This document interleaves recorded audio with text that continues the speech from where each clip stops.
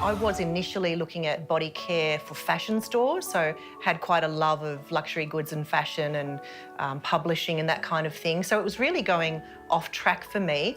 But when I became a mother and I did launch the products, first of all, the reception to the products was amazing from retailers, so that was enough to spur me on.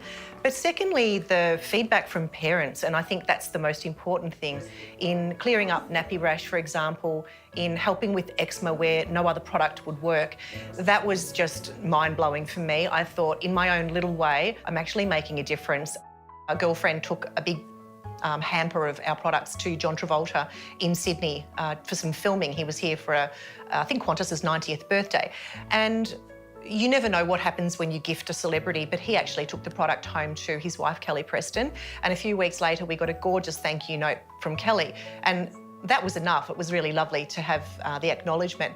But I remember going to an event in LA a number of months later, and they were at the event. So I politely introduced myself and I said, thank you so much for sending that lovely letter.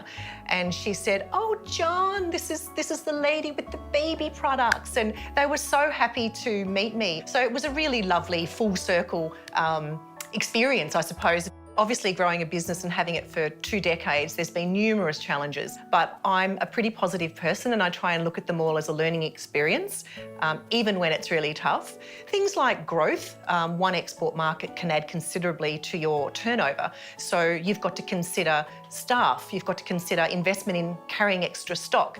Is your IP protected in those areas? There are so many things. Each country almost has its own set of regulations and rules, and some of those can be barriers to trade. So even though you might think, well, we've got this wonderful lead, perhaps the products need to be registered before you can actually even sell there. Some of the highlights for me personally, apart from the obvious, in that I've had the flexibility and the enjoyment of working around watching 2 beautiful children grow up. Also, I think getting a contract from a South Korean business partner, that was our first big contract. They actually asked for some sort of an MOU or a memorandum of understanding, or they wouldn't leave. They wanted it in their hands when they left.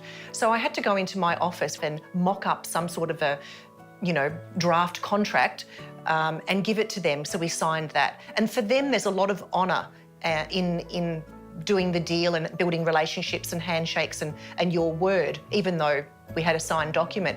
So I remember that contract was a multi-million-dollar contract at the time. And when they left, I was just jumping up and down in the office with my one staff member thinking, oh my gosh, like it's going to actually change what we're doing. So that was amazing.